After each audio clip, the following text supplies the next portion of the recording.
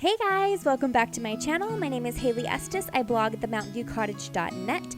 Today I'm going to be showing you how to make this beautiful farmhouse inspired DIY mantle slash shelf.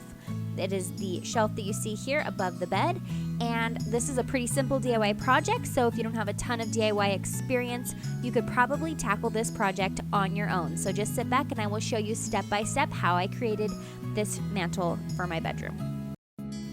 First up is your cut list. I use some plywood for this project, but you can use any wood that you find at Home Depot or your local home improvement store. I actually just use some scrap wood for my pile, so it doesn't have to be anything super fancy. You're going to cut 2 long pieces that are 48 inches long and 8.5 inches wide. And then you're going to cut 1 long piece, which will be the front of your mantle. It'll be 48 inches long as well and 12 inches wide, and then you'll have 2 side pieces.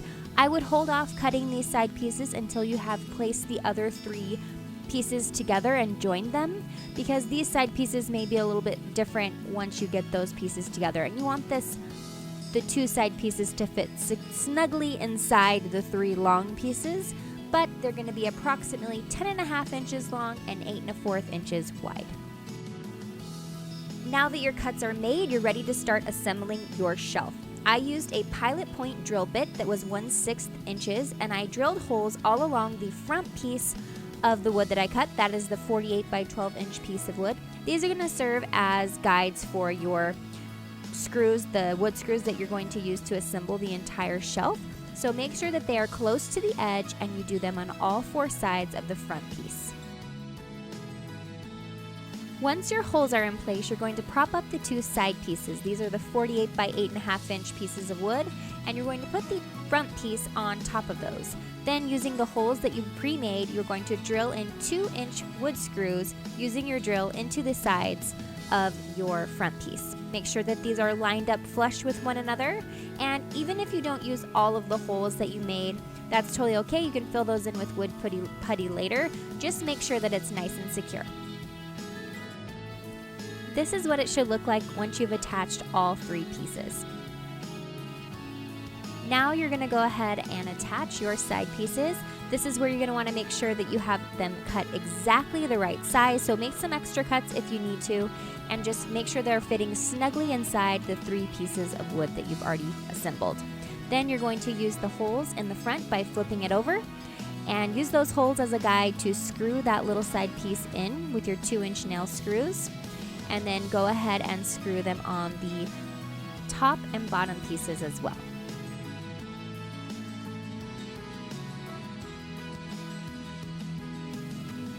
Go ahead and repeat for both sides.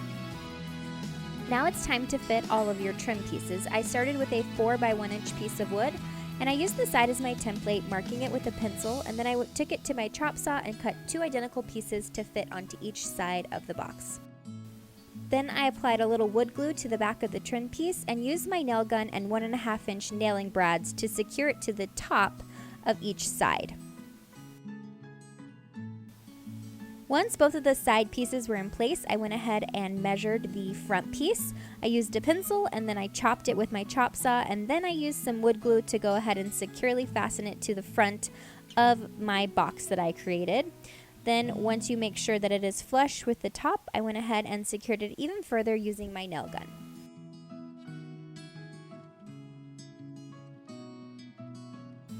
Once these simple 4-inch pieces of wood are in place, you can go ahead and use your more fancy molding pieces. Go ahead and repeat the same steps in the process to add the molding, and you're going to make sure that it is also flush with the top, so part of the 4-inch pieces will hang below the molding piece. Use wood glue and your nail gun to securely fasten them, and you are good to go.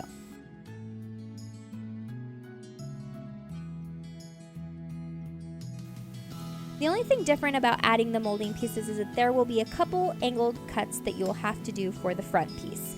Go ahead and mark those angles with your pencil. Your pencil will guide you exactly where you need to go so that those 2 corners line up perfectly, and chop along those lines that you've made with your pencil using your chop saw, and then securely fasten those pieces on with your wood glue and your nail gun.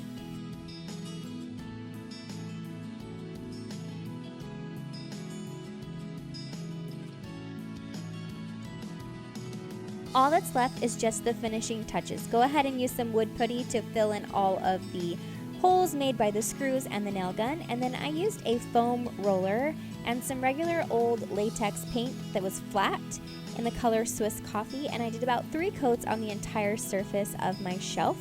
And then I used some dark antiquing wax by Amy Howard. You can find that at your local Ace Hardware or online. I've linked it in a blog post, which will be in the description of this video, to make it look a little bit more old, worn, and weathered, which you know I love.